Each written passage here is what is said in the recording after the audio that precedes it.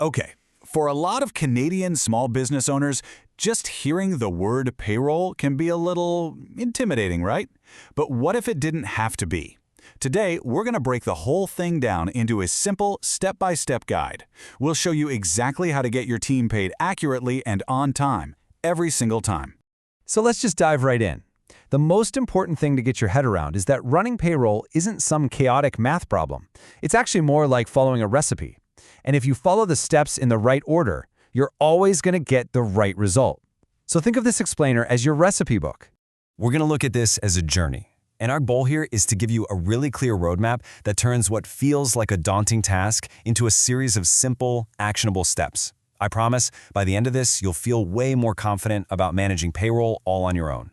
You know, every successful project starts with a solid foundation, and payroll is no different. Before you can even think about cutting paychecks, there are a few critical things you have to get done first. It's like pouring the concrete before you build the house. Get this part right, and everything that comes after is going to be so much more stable.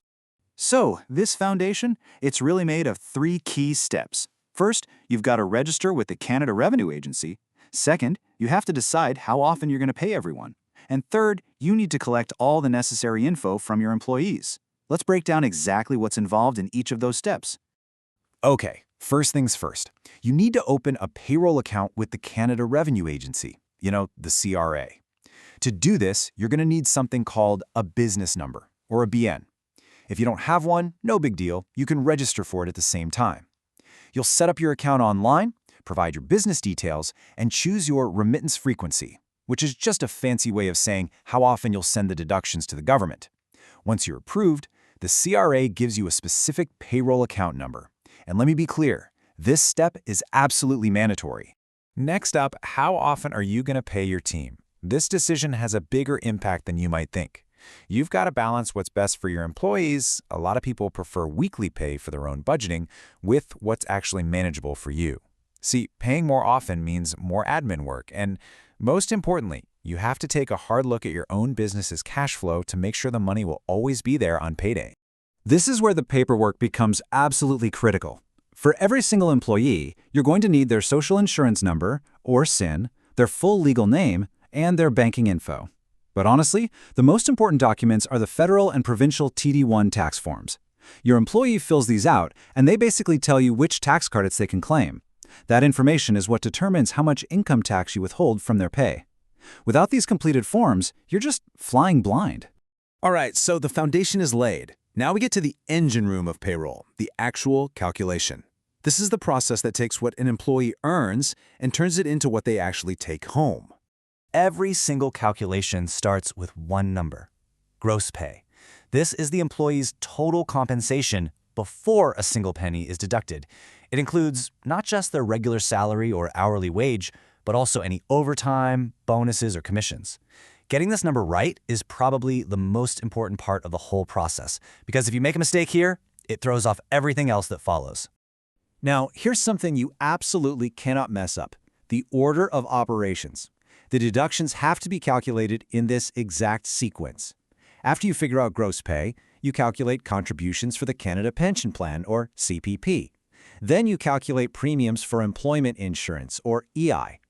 After that, you calculate income tax. Any other deductions, like for a company benefits plan, they always come last. Only then, at the very end, do you arrive at the final net pay. So let's look at the actual rates. As of 2023, the contribution rate for the Canada Pension Plan, or CPP, is 5.45%. This percentage is applied to what's called an employee's pensionable earnings up to a maximum amount that the government sets each year. And here's the key part for you as the employer: you have to contribute an identical matching amount for each employee. It's a perfect 50-50 split. It's a pretty similar story for employment insurance, or EI.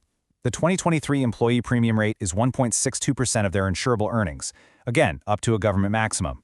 Now, as the employer, you also contribute, but it's a little different from CPP. You actually pay 1.4 times whatever the employee's premium is. And this quote really gets to the heart of it. Getting payroll right isn't just a nice thing to do, it's your legal obligation.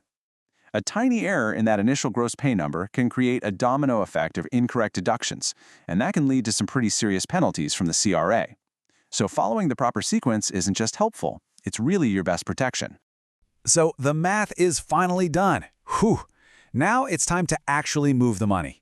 Once your calculations are complete, the funds basically get split into two streams. The first stream goes to your employee, and the second one goes straight to the government. These are two separate but equally important jobs. So here's how that works. Your employee gets their net pay, usually through direct deposit. They also get a pay stub, which is kind of like their receipt. It details exactly how you got from their gross pay down to their net pay. For the government, you remit or send all the money you withheld. This includes the employee's CPP, their EI, and their income tax, plus your own employer contributions. You report all of this on a form called a remittance voucher, like the PD-7A. Okay, so your work isn't quite done after the last paycheck of the year goes out. You have one final critical responsibility: year-end reporting.